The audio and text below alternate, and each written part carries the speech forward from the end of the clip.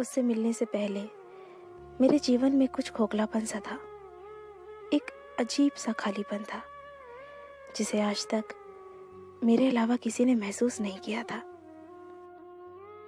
क्योंकि मैं स्वभाव से बहुत चंचल थी, इस कारण मैं कॉलेज में भी और घर में भी लोगों से हमेशा घिरी रहती थी। इसके बावजूद कि मैं बहुत बोलती थी, मेरे जीवन का एक दूसरा पहलू भी था और जीवन के उस हिस्से में आने की इजाजत मैंने किसी को नहीं दी थी। बाहर से खुश दिखाई देने वाली लड़की जिसे लोग हर पल हंसते खिलखिलाते देखते थे, उसके बारे में यह अंदाजा तक नहीं लगाया जा सकता था कि वो अंदर से इतनी अकेली होगी। ढेर सारे दर्द अपने भीतर समेटे हुए होगी। मैंने अपने आसपास एक घेरा सा बना लिया था। कोई भी मेरे बनाए गए दायरों को तोड़ नहीं सकता था। मुझे इस बात पर यकीन ही नहीं हो रहा था कि वो लड़का मेरे बनाए गए दायरों को तोड़कर मेरी सोच में समाता चला जा रहा है। शुरू शुरू में उससे बात करना महज एक औपचारिकता थी। ये बात अलग थी कि आज तक उसने इस बात को मेरे सामने कभी जाहिर नहीं होने दिया था कि वो मुझे चाहता है। मुझे छोटी से छोटी तकलीफ होने पर उसे मुझसे ज्यादा दर्द होता था। कोई ऐसे भी किसी को चाह सकता है? यकीन करने में बहुत वक्त लगा, लेकिन समय के साथ मुझे इस बात का एहसास हो गया था कि ये लड़का मेरी चिंता करता है, मेरा ख्याल रखता है। उसके प्यार में पागलपन सा था। मेरी खुशी के लिए वो कुछ भी कर देता था।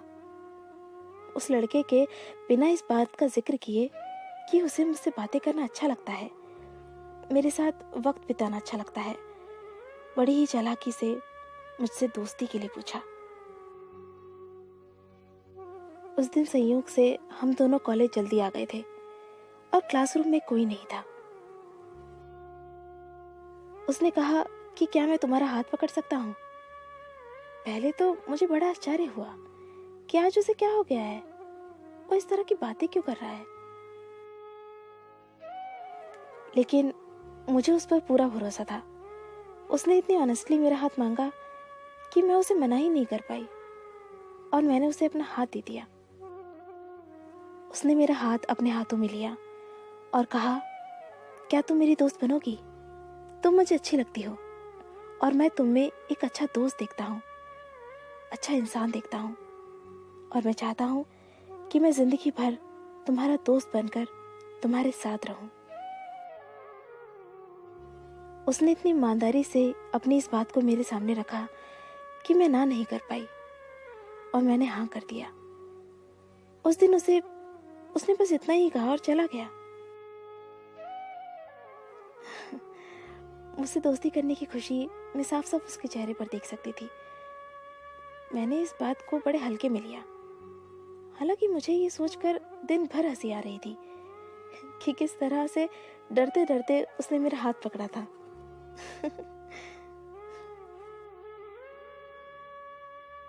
मेरे आसपास रहने वाले लोग ये देखकर समझ गए थे कि जरूर कोई बात है। अब हम दोनों अच्छे दोस्त बन गए थे और उसने बड़ी ही चालाकी से मुझसे फोन पर बात करने की इजाजत भी मांग ली थी। अब वो मुझसे रोज फोन पर बातें करने लगा था। अब मुझसे बातें करना मुझे भी अच्छा लगने लगा था। मेरे अंदर क्या चल रहा था मुझे समझ में नहीं आ रहा था। क्यों मैं उसके फोन का इंतजार करने लगी थी? क्यों मैं उसकी ओर खींची चली जा रही थी? क्यों? शायद उससे अपनी बातें शेयर करना मुझे अच्छा लगने लगा था। जब भी मैं उदास होती, किसी को पता चले ना चले, उसे पता चल जाता था और वो मेरी उदासी को दूर करने का हर संभव प्रयास करता था। आखिर एक दिन उसने मुझसे आई लव यू कहा। मुझे वक्त लगा, लेकिन मैंने भी अपने प्यार का इजहार कर दिया। मेरे हर जन्मदिन पर मुझसे ज्यादा खुश होना, मेरे ऊपर हजारों रुपए मना करने के बावजूद खर्च कर देना, वो दीवाना था मेरा। उसने भी मुझे अपना दीवाना बना लिया था। बाइक पर अक्सर घूमने निकल जाना, कॉलेज बंक करके फिल्म देखने जाना, ये सब हमें अच्छा लगने लगा था। उसकी पूरी दुनिया बन गई थी मैं। मेरी पूजा करता था वो। दिन तेजी से बीतने लगे। हम दोनों दुनिया को भूल चुके थे।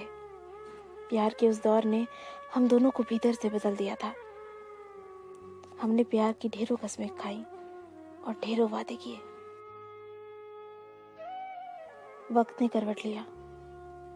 मेरे पिताजी ने 20-21 साल की उम्र में ही मेरी शादी पक्की कर दी। अंदर से मेरा हाल बेहाल था, लेकिन वो मुझसे ज्यादा बेहाल था। वो किसी भी हद तक जाने को तैयार था मेरा साथ पाने के लिए, लेकिन मैं जानती थी कि अगर मैं घर से भाग जाती हूँ तो मेरे घर वालों का समाज में जीना मुश्किल हो जाएगा। कड़े मन से मैंने उसके साथ जाने से इनकार कर दिया। वो हर दिन सैकड़ों बार कोशिश करता कि मेरे फैसले को बदल पाए, लेकिन मैं नहीं मानी और मेरी शादी हो गई। अपनी शादी के कुछ महीनों के बाद मेरी उससे मुलाकात हुई। उसने अपना हाल बेहाल कर लिया था। उसने कहा कि वो मुझसे मिलने से पहले भी अकेला था और मेरे जाने के बाद फिर से अकेला हो गया। उसने कहा कि वो हमारे कस्मों और वादों को पूरा करेगा। वो कहता है कि प्यार की लड़ाई तो वो हार गया है, पर प्यार की जंग वो जरूर जीतेगा। वो कहता है कि तुम भले मेरा साथ ना दे सको, मेरा प्यार तो मेरे साथ है ना। मेरे प्यार के सहारे उसने जिंदगी में आगे बढ़ने की ठानी है। वो कहता है कि उसका प्यार सच्चा है, इसलिए उसका प्यार कभी उसकी कमजोरी नहीं बनेगा। मुझे अपनी गलती का एहसास है, क्योंकि मेरा प्यार मुझसे ज्यादा दुखी है और मैंने उसकी जिंदगी को बर्बाद कर दिया है। मैं उस दीवाने के प्यार को सलाम करती हूँ, जिसके पास न मेरा तन है, न मेरा समय, न मेरा जीवन, पर अब भी वो मुझसे प्यार करता है। पर उस दिन उसने मुझसे झूठ बोला था। शायद वो बुरी तरह से टूट चुका था, जबकि उसने खुद को बहुत बहादुर दिखाने की कोशिश की थी। वो लोगों से दूर होता चला गया था और लोग उससे दूर होते चले गए थे। बुरे लोगों से दोस्ती कर ली थी उसने।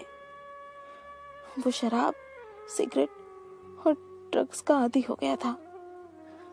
बुरी तरह से डिप्रेशन का शिकार हो गया था और अंत में एक दिन उसने आत्महत्या कर ली। ये था इस कहानी का अंत। मैं ना तो जीते जी उसके साथ रह पाई, ना उसके अंतिम समय में उसका साथ निभा पाई।